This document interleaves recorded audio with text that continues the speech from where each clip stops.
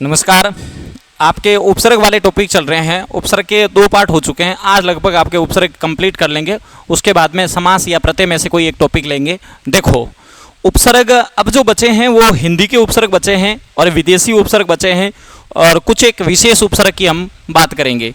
अगर यहाँ से अगर कोई सवाल पूछा जाता है तो सबसे पहले आपको ध्यान होना चाहिए कि पेपर में जब भी यहाँ से सवाल पूछेंगे तो पेपर वाला यही पूछेगा निम्न में से कौन सा तद्भव उपसर्ग है, या कौन सा तत्सम उपसर्ग है, या कौन सा विदेशी उपसर्ग है। तो ज़्यादातर आपको वो शब्दांश ही पता होना चाहिए कि ये जो शब्दांश हैं ये हिंदी के अंदर जाएगा, ये जो शब्दांश हैं ये आपके विदेशी के अंदर जाएगा। अगर आपको इतना नॉलेज है, क्योंकि उपसर्ग करने का तरीका तो आपने सीख ही लिया है, अब जो आपका जो तरीका है वो हिंदी का और विदेशी का उपसर्ग सीखने का तरीका ही बचा है। तो देखिएगा आप आज जो उपसर्ग कर रहे हैं, उपसर्ग वाला टॉपिक चल रहा है, ये ध्यान रखना है, वो हिंदी के उपसर्ग कर रहे हैं। हिंदी के उपसर्ग का मतलब क्या है? तद्भव के उपसर्ग कर रहे हैं। अब तद्भव के उपसर्ग याद रखने का तरीका एक तो आप ये अपना सकते हो, जैसे दू है, ती है, चौ है, याद करवा देंगे अभी आपको, पच है, उन है,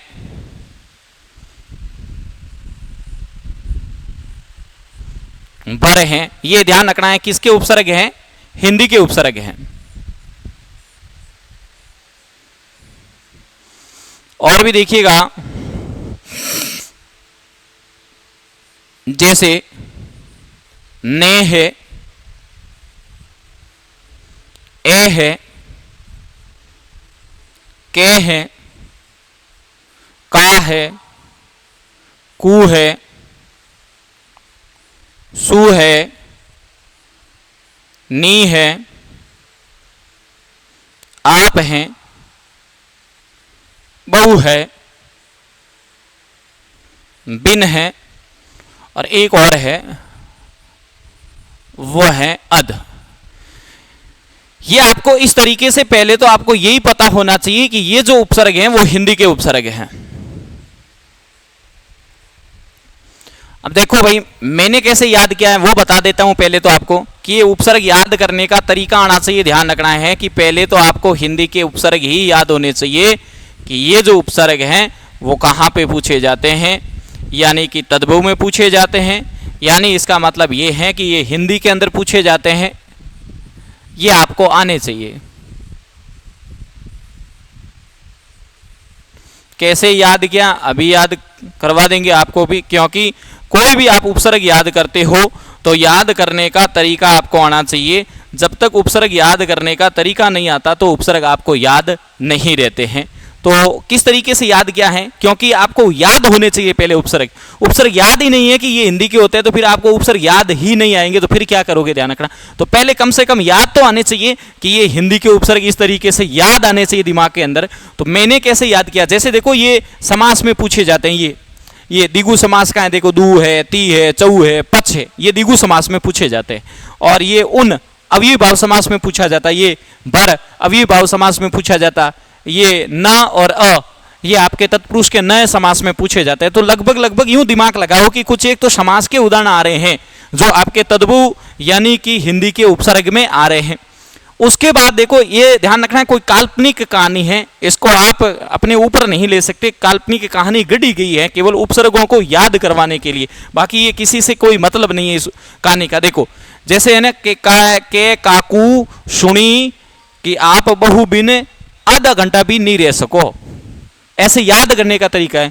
काकू होते हैं ना गांव के अंदर, जैसे काकुर काकी, ऐसे जैसे के काकू कि सुनी, मतलब कोई जैसे बात कहते हैं ना के काकू सुनी कि आप बहु मतलब लुगाई होती है ना, जैसे कि बहु बिन आप अध, मतलब ऐसे याद करने का तरीका कि के काकू सुनी कि बहु बिन आप आधा घंटा भी नहीं रह सकते। ऐसे करते ही आपके देखो, के काकू सुनी आप बहु बिना आधा घंटा भी नहीं रह सकते।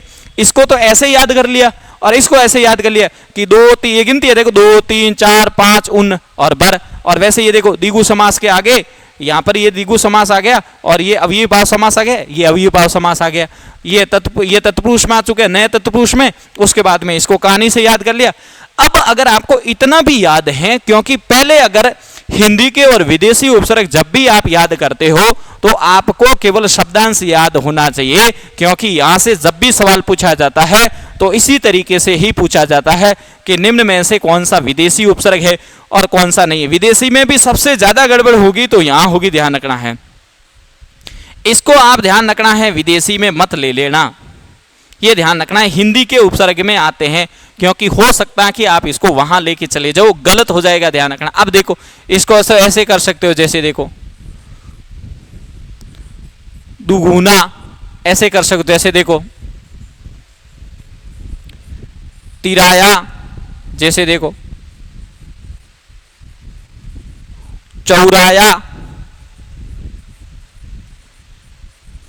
चौपाया, उपसर्ग आ रहा है, ध्यान रखना। जैसे देखो पच,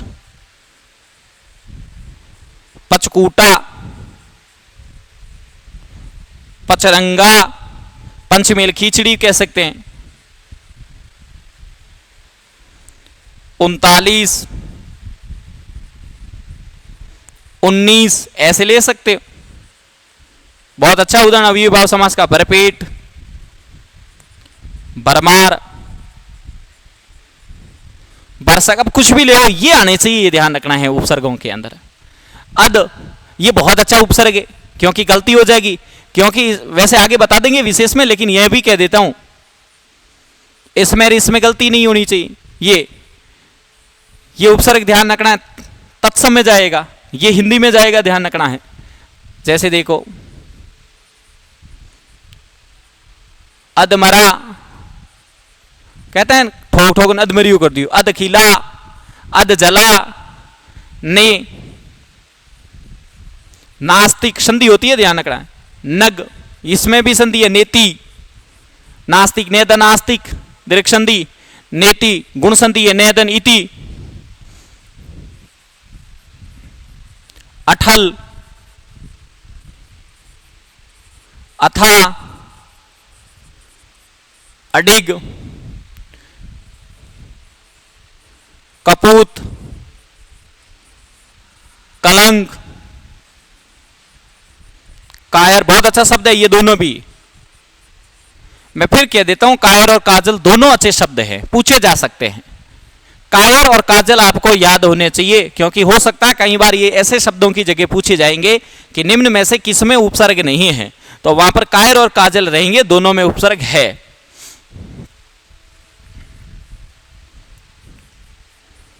कुमारग,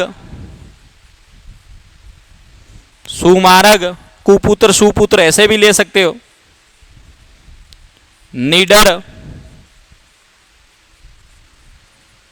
निघोड़ा, नाटक आता था ना एक पहले, आप बीती, नाटक आता था, ध्यान रखना, आप बीती। बहुवचन, बहुविवाह, बिन मांगा, बिन खाया। तो ये महत्वपूर्ण नहीं है, उनसे ज्यादा ये महत्वपूर्ण है कि कम से कम आपको याद आने चाहिए, कि उपसर्ग याद आने चाहिए कि ये हिंदी के उपसर्ग है, मतलब तद्भव उपसर्ग है। ऐसे याद आएंगे कि इसको याद रखने का तरीका यही रखो कि समास रखो दिमाग में, कि लगभग समास आ रहे हैं तो वो हिंदी के उपसर्ग आ रहे हैं। यहां से आप एक कहानी गढ़ लो, काल्पनिक कहानी गढ़ लो, कहानी से फिर याद आ जाएंगे।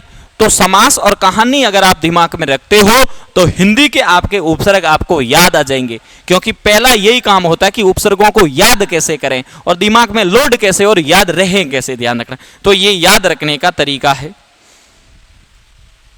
उसके बाद में देखो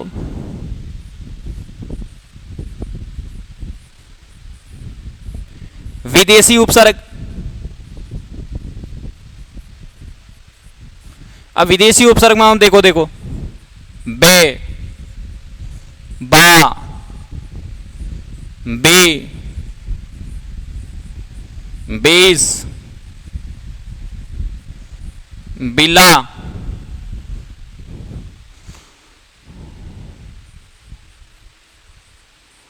अल,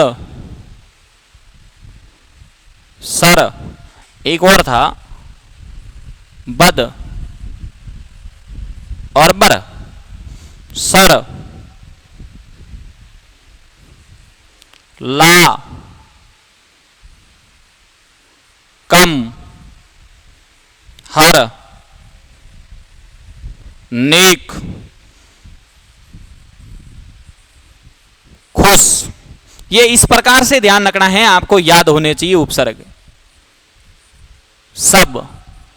यानी ये जो उपसर्ग आपको आ रहे हैं, यहां जो दिख रहे हैं, एक बहुत अच्छा, ये महत्वपूर्ण है, ध्यान रखना, बीला गलत मत करना। ये विदेशी उपसर्गों को भी अभी आपको याद करवा देंगे। याद कैसे रखने हैं, वही सबसे महत्वपूर्ण है कि विदेशी उपसर्ग याद कैसे रहे हैं, ध्यान रखना। याद नहीं रहेंगे, क्योंकि पेपर के अंदर यहां से जब भी पूछा जाएगा तो यही सवाल पूछा जाएगा। सवाल पूछने के अलग अलग तरीके होते हैं, वो सारे तरीके आपको आने चाहिए। बस सवाल पूछने के अलग अलग तरीके होते हैं, वो सारे तरीके आपको आने चाहिए कि भाई यहां से जब भी सवाल पूछे जाते हैं तो पहले दिमाग में ये होना चाहिए कि ये विदेशी उपसर्ग होते हैं। अब गड़बड़ कहां होगी, वो बहु और बिन वाला ध्यान रखना है।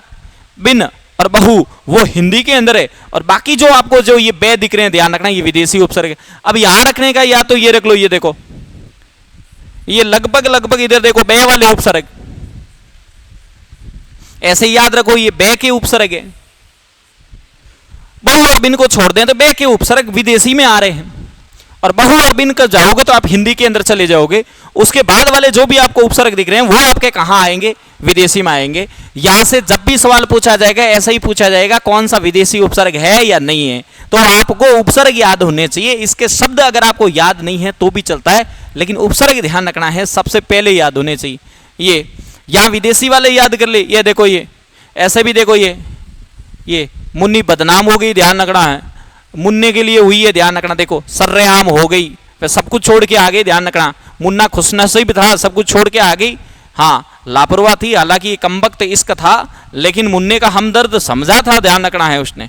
नेक दिल की लड़की थी, काल्पनिक कहानी है, कोई मतलब नहीं। उपसर्ग आपको याद होने चाहिए, आप एक कोई भी तरीके से आप याद रख सकते हो, ये ध्यान रखना है। अब इसमें आपको ध्यान रखना है, किसी तरीके से इन शब्दों को जोड़ लो, ध्यान रखना है। बस मैं फिर कहता हूं, इनके अंदर वाले अगर आपको शब्द आ रहे हैं, नहीं आ रहे हैं तो भी चलेंगे, लेकिन साहब ये उपसर्ग आपको आने चाहिए।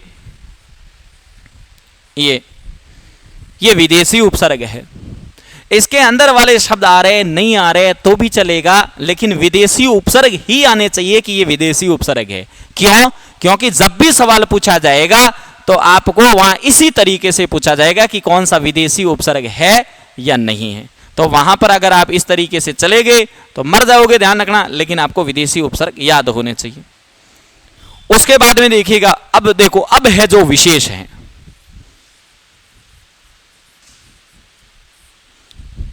विशेष कैसे देखो, जैसे पेपर वाले को पता है कि ये जब भी उपसर्ग हम पूछें तो उसके ऑप्शन में कन्फर्म है ये वाले उपसर्ग रहेंगे। कैसे देखो, ये इसी तरीके से रहेंगे, ध्यान रखना, मैं बताने की कोशिश करूंगा। आप दिमाग में ये रखो, आपके दिमाग में ये होना चाहिए कि अगर किसी ऑप्शन में ये उपसर्ग पूछा जा रहा है तो दिमाग में आप ये रखो कि उस ऑप्शन में ये भी है, और अगर किसी ऑप्शन में ये पूछा जा रहा है तो दिमाग में ये रखो कि उपसर्ग ये भी है, क्योंकि उल्टा करके देगा। यानी दिमाग दोनों ओर चलना चाहिए कि ये पूछा जा रहा है तो उस ऑप्शन में ये भी है, और ये पूछा जा रहा तो उस ऑप्शन में ये भी है। जैसे देखो, ये पूछा जा रहा तो दिमाग में ये भी रखो कि ये भी हो सकता है, ये भी हो सकता है। पर पूछा जा रहा तो दिमाग ये भी रखो कि पर भी हो सकता है। अब पूछा जा रहा तो ऑप्शन में ये भी दिमाग रखो कि उसमें ए भी हो सकता है। अति पूछा जा रहा है तो दो भी दिमाग में ये रखो कि उसमें ए भी हो सकता है।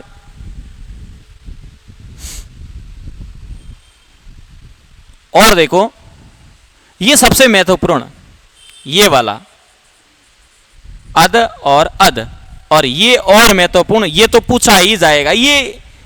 वेरी महत्वपूर्ण उपसर्ग चल रहे हैं, ये वाले ध्यान रखना। दिमाग ये चलाओ, दिमाग में ये रहना चाहिए, ये पूछे जा रहे हैं तो ये भी हो सकते हैं, ये पूछे जा रहे हैं ये भी हो सकते हैं, दोनों और दिमाग चलना चाहिए। कैसे देखो, जैसे मान लो सवाल आ गया, आप ऐसे आ जाएंगे सवाल। देखो जैसे सवाल आया, स्वागत, स्वाधीन,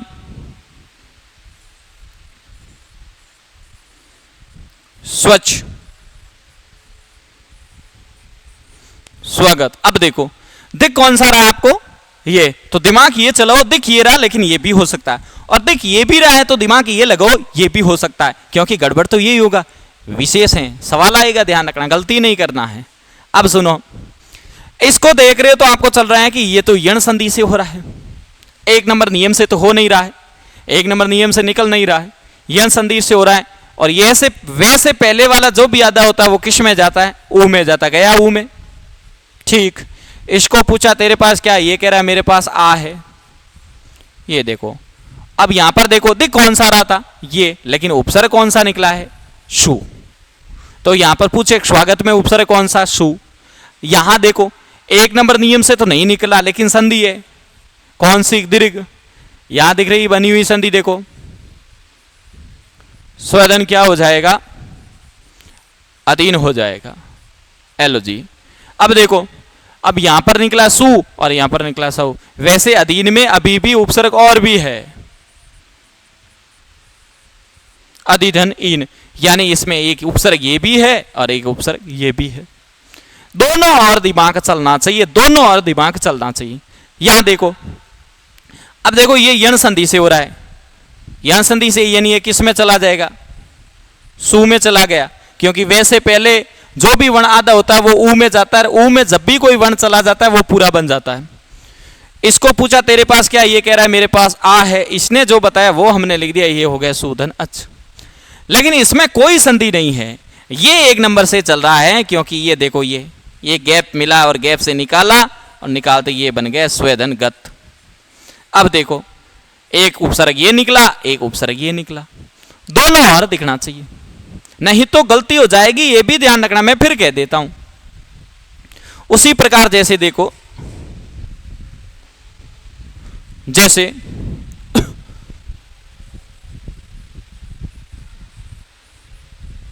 उदाहरण आया अन्वेषण, उदाहरण आया अनुदित, उदाहरण आया अनुचित, ऑप्शन यही रहेंगे भैया। उदाहरण आया अनुगमन। एक बार आप करो तो गणी होते हैं, तो देखो ये आप गड़बड़ करोगे क्योंकि ऐसे ऑप्शन आएंगे फिक्स है, और सवाल कहेगा निम्न में से कौन सा भिन्न है। अब आप यूं कर दो कि आदो ने तो आदो ने अनोई, अच्छा सही है, और ऑप्शन पक्को तैयार बैठो। लेकिन यहां पर देख रहे हो तो ये यण संधि है, और वैसे पहले जब भी कोई आधा वर्ण होता है वहां यण संधि होती है, वैसे पहले जब भी कोई आधा वर्ण होता है वो ऊ में जाता है, और उपसर्ग होगा तो ऊ की मात्रा छोटी होगी, ये छोटी हो गई। इसको पूछा तेरे पास क्या, इसने जो बताया वो हमने लिख दिया, ये हो गया अनुदन ऐसन अन्वेषण, यानी इसमें जो उपसर्ग निकला है वो अनु निकला है। लेकिन ये अनुदित देखो, ये दीर्घ संधि का उदाहरण है, क्योंकि बनी हुई संधि के अंदर अगर बड़ा उ दिखता है वहां दीर्घ संधि होती है, और उपसर्ग में जाते हो तो उपसर्गों में मात्राएं कभी बड़ी नहीं होती है, लेकिन दोनों और वर्ण होगा वो समान होगा, इसलिए ये हो गया अनुदित उदित, यानी उपसर्ग यहां भी है उपसर्ग यहां भी है। यहां पर एक नंबर नियम से निकल रहा है, सीधा ही गैप दिख रहा है, सीधा गैप दिख रहा है, तो ये देखो ये हो गया अनुगमन। लेकिन भाई साहब ये जो वर्ण दिख रहा है ये अनुचित। देखो आप हमेशा ये ध्यान रखोगे, अगर कभी भी किसी भी वर्ण में से स्वर की मात्रा बाहर लेओगे तो दिमाग में पहले ये ध्यान रखना है, इस पूरे शब्द का अर्थ समझ के फिर बाहर जाना। कैसे कि अनुचित का मतलब होता कि उचित नहीं है, ठीक, आपने ये दिमाग लगाया, दिमाग लगाने के बाद बाहर जाओगे, बाहर जाते समय ध्यान रखना है यहां वाला शब्द और यहां वाला शब्द वापस ऊपर जा रहा है, और यहां जो अर्थ दे रहा है वो पहले जो अर्थ था वो वापस यहां का अर्थ यहां जा रहा है, तो आपने जो उपसर्ग निकाला वो सही है। और अगर आपने यहां वाला शब्द जो निकाला है यहां निकालते समय वापस यहां नहीं जा रहा है, तो समझ जाना, दिमाग में ये रखना कि हमने जो शब्द यहां पर निकाला वो गलत निकाला। क्यों? क्योंकि यहां वाले शब्दों का अर्थ वापस यहां जाना चाहिए। तो देखो, अगर किसी वर्ण में से स्वर की मात्रा को बाहर ले लेते हैं, ये ली मैंने बाहर स्वर, देखो छोटा ऊ था, तो पीछे जो वर्ण होता है वो हलंत रूप में बचता है, ये बच गया हलंत, और इसको मैंने लिखा ये उचित, ये ए था। और अब आपको पता चला कि अन का मतलब होता नहीं, यानी जो उचित नहीं उसे ही अनुचित कहते हैं। बिल्कुल यहाँ के अर्थ वापस यहाँ सही जा रहे। इसका मतलब हमने जो यहाँ पर जो शब्दांश निकाला है और मूल शब्द यानी उपसर्ग और मूल शब्द निकाला है उसका अर्थ वापस यहाँ जा रहा है, यहाँ का अर्थ वापस यहाँ आ रहा है। इसका मतलब हमने जो उपसर्ग निकाला वो सही निकाला। इतना दिमाग आप लगाओगे उपसर्ग का कोई भी उदाहरण सही हो जाएगा, ध्यान रखना। इसका मतलब यहाँ जो उपसर्ग आ रहा है वो क्या आ रहा है? अन हलंत। अब देखो, यहाँ अनु है, यहाँ अनु है, यहाँ अनु है, और ऑप्शन ऐसा ही तो आएगा कि निम्न में से किस विकल्प में उपसर्ग अलग है यानी भिन्न है, तो यहां पर ये भिन्न हो गया है। उसी प्रकार जैसे उदाहरण देखो, जैसे उदाहरण आ गया पराकाष्ठा, पराभव, पराक्रम, पराधीन। पहले तो ये ध्यान रखना कि आपको यह पता होना चाहिए ये शब्द जहां दिख रहा है वहां दिमाग ये भी लगना चाहिए, ये जहां दिख रहा है वहां पर दिमाग ये भी लगना चाहिए। दोनों ओर से दिमाग दौड़ना चाहिए। एक वन साइड दिमाग लग गया तो उपसर्ग गलत हो जाएगा, ये ध्यान रखना। क्यों? क्योंकि ये पूछा जा रहा मतलब ये भी है, ये पूछा जा रहा मतलब ये है। अब निकालने का काम तुम्हारा विवेक होना चाहिए, ध्यान रखना है।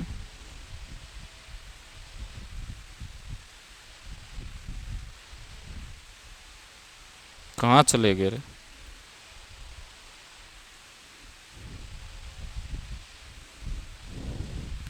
देखो, अब ये एक नंबर तरीके से निकल रहा, सीधा गैप दिख रहा है, इसका मतलब ये परा है, बिल्कुल सही है। ये भी देखो एक नंबर नियम से गैप दिख रहा है, तीर बिल्कुल जा रही है, इसका मतलब ये भी उपसर्ग परा ही है। ये भी देखो, अच्छा निकालते समय आप गैप देते समय पीछे वाला मूल शब्द बिल्कुल शुद्ध होना चाहिए, उसका अर्थ आना चाहिए। आप गैप देते समय पीछे वाला शब्द बिल्कुल स्वतंत्र हो जाना चाहिए, फिर इसका कोई संबंध नहीं होना चाहिए। यहां भी गैप देते समय बिल्कुल ये शब्द अलग हो रहा है, तीर इसका मतलब सही जा रही, इसका मतलब ये वाला शब्द। लेकिन यहां गैप देते ही इस दीन का मतलब कुछ भी नहीं होता है। इसका मतलब ये एक नंबर नियम से नहीं हो रहा है, ये दीर्घ संधि से हो रहा है, और ये दीर्घ संधि ये बन गई परधन अधीन। पता चल गया कि इसमें परा उपसर्ग है, इसमें परा है, इसमें परा है, लेकिन ये पर है। ऑप्शन में ऐसे ही पूछेंगे, निम्न में से किस शब्द किसमें परा उपसर्ग नहीं है, तो फिर पराधीन में परा उपसर्ग नहीं है। गलत नहीं होने चाहिए, तरीका दोनों ओर से दौड़ना चाहिए, नहीं तो गलत हो जाएगा। उसी प्रकार देखिएगा, परा वाला हो चुका है, यानी अप और अ। देखो, अप का ऐसे भी दे सकता है, ऐसे उदाहरण दे देगा आपको, आपराधिक दे देगा, अपंग दे देगा, अपेक्षा दे देगा, अपलक दे देगा। अब कहेगा कि किस में अप उपसर्ग नहीं है, तो यहां तो प्रत्यय और उपसर्ग का नॉलेज मैंने कल ही सिखा दिया है। सेकंड पार्ट के अंदर ये उदाहरण बताया हुआ है कि इक है तो आ है, इक नहीं तो आ भी नहीं, या इक है मतलब आ है, इसका मतलब प्रत्यय है मतलब आ है। इसका मतलब ये अप हो जाएगा, मूल शब्द राध हो जाएगा, और प्रत्यय क्या हो जाएगा? इक हो जाएगा। ये उदाहरण मैंने पार्ट नंबर 2 के अंदर बता दिया है। ये सबसे अजीबोगरीब शब्द, ये अजीबोगरीब शब्द बना हुआ शब्द है और दीर्घ संधि का अपवाद है। अब दीर्घ संधि के अंदर जब भी कोई शब्द होता है उसमें बड़ा आ, बड़ी ई, बड़ा ऊ होता है, लेकिन यहां पर बड़ा आ है ही नहीं, लेकिन दीर्घ संधि है। इसका मतलब बनी हुई संधि में ये दीर्घ दिख नहीं रहा, लेकिन दीर्घ संधि का उदाहरण है। लेकिन शब्द, क्योंकि हिंदी हमेशा ये कहती है कि मुझे नियम नहीं चाहिए, मुझे पहले शब्द शुद्ध चाहिए, उसके बाद आप नियम की ओर जा सकते हो। यानी हिंदी का पहला कार्य ये है, शब्द शुद्ध चाहिए। पहला काम शब्द शुद्ध, दूसरा काम नियम की ओर जाना। तो पहला काम शब्द शुद्ध, क्योंकि अपंग शब्द होता है, ध्यान रखना है। अब इसको तोड़ते हैं तो ये दीर्घ संधि का अपवाद है, अपधन अंग होता है, यानी अप यानी बुरा, अंग जिसका अंग बुरा। अब देखो वापस क्या, यहाँ के शब्द यहाँ जा रहे हैं, बिल्कुल यहाँ के शब्द यहाँ जा रहे हैं, तो हमने सही काम किया है, यानी अप यानी बुरा, जिसका अंग बुरा है उसे अपंग कहते हैं। अब देखो ये गुण संधि का उदाहरण है। अब गुण संधि मैंने करवा दी है, इसलिए मैं वापस नहीं कहूंगा। अपधन क्या हो जाएगा, इक्सा हो जाएगा, यानी कि यहां अप उपसर्ग, यहां अप उपसर्ग, यहां अप उपसर्ग। लेकिन भाई साहब ये एक नंबर नियम सही निकल रहा है, ए पलक, यानी कि यहां पर कौन सा उपसर्ग आया है, आ आया है। उसी प्रकार देखो ऐसे भी आएगा, आपको ऐसे दिखेगा, ध्यान रखना, एक तरीके से ही दिखेगा, ये ऐसे दिखेगा, ध्यान रखना। अतिरिक्त उदाहरण पेपर वाला अच्छे से अच्छे देगा, ध्यान रखना। अतीन्द्रिय वो कहेगा कि अब आपको एक तरीके से दिख रहा है यूं टी टी टी टी, तो फिर कैसे करोगे, ध्यान रखना। यहां शब्दों के अर्थ पूरे देख के फिर बाहर जाओगे तो कर लोगे। कैसे देखो, ये देखो ये एक नंबर नियम से हो रहा है। ए का मतलब नहीं होता है, तिथि का मतलब तारीख होता है, जो बिना तारीख को आते हैं उसे अतिथि यानी अभ्यागत, नवांग, आंगंतुक, ये मेहमान का पर्यायवाची होता है। लेकिन ये यहां से निकल रहा है, ध्यान रखना है, लेकिन ये यहां से निकल रहा है। अतिरिक्त जिला कलेक्टर, अतिरिक्त भार दिया गया, यानी ये यहां से निकल रहा है, ये ध्यान रखना है। दीर्घ संधि का उदाहरण है। अतिधन क्या हो जाएगा, इंद्रिय, बनी हुई संधि में बड़ी दिखती है, वहीं से संधि का विच्छेद कर दिया, यानी विच्छेद करते ही अति उपसर्गों में मात्राएं छोटी होती है, कभी बड़ी होती नहीं, यानी ये अति दिखा, ये अति दिखा, लेकिन ये क्या आ रहा है, ए आ रहा है। तो दोनों ओर से उपसर्ग आपको दिखने चाहिए, नहीं तो भाई साहब गलत हो जाएंगे। देखो यानी अति के भी हो, ये अगर सवाल आएगा तो लगभग यहां से आएगा, ये ध्यान रखना। अध वाला ये पक्का ही सवाल पूछा जाएगा, ये वाला अध और ये अध, ये सवाल पूछे जाएंगे, या फिर ये वाले पूछे जाएंगे, पक्के ही पूछे जाएंगे। ये बहुत अच्छे शब्द हैं इसलिए पूछे जाएंगे। पहली बात ये ध्यान रखना है, हिंदी के अंदर एकमात्र ये उपसर्ग है जिसके अंदर विसर्ग लगता है। बाकी कोई भी उपसर्ग अगर कहीं भी आपको विसर्ग युक्त दिख रहा है अध के अलावा, सारे गलत है, ये ध्यान रखना है। इसका मतलब केवल विसर्ग युक्त अगर उपसर्ग होगा तो वो एक ही सही होगा जो अध है। और वहां पर क्या करना, क्योंकि ये संधि है, इसका मतलब जहां पर आपको ओ की ध्वनि दिखती है तो समझ जाना वहां पर उपसर्ग कौन सा है, यही है। जहां पर ओ की ध्वनि दिखती है, कैसे देखो, अधो वस्त्र।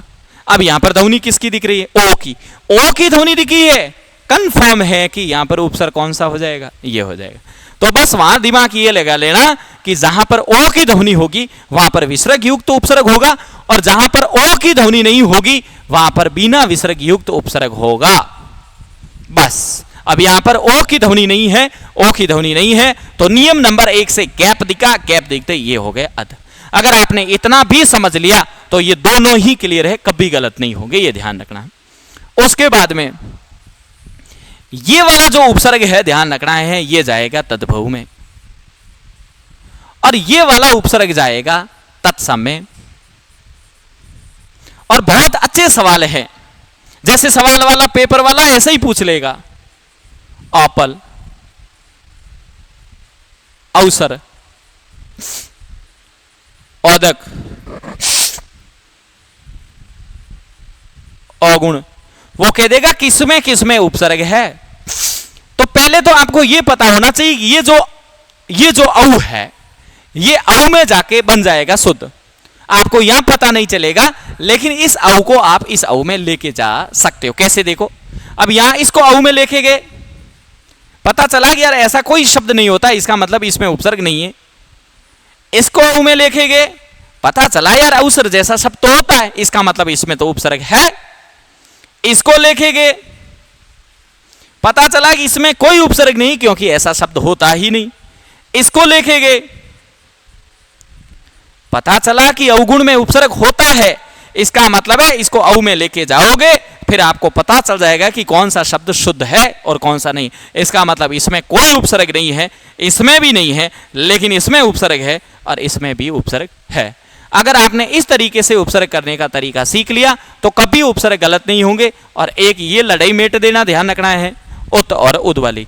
उद जैसा हिंदी में कोई शब्द नहीं है, ध्यान रखना है, लेकिन उत उपसर्ग है। अपने लड़ाई नहीं करनी, ये ध्यान रखना है। अपने दोनों ही आ जाएं तो इसको आप सही कर दोगे, ये नहीं आएगा उस समय आप इसको करोगे। दोनों है तो ये सही है, ये नहीं है उस समय ये सही है। उपसर्ग ध्यान रखना है। आपके कंप्लीट हो गए, 3 क्लासें चली हैं, बिल्कुल सही है, कोई दिक्कत नहीं है। अगर आप इस तरीके से पढ़ोगे, उसके बाद में वस्तुनिष्ठ सवाल करोगे, आपके सारे सवाल सही हो जाएंगे। अगला टॉपिक आपका समास का लेंगे।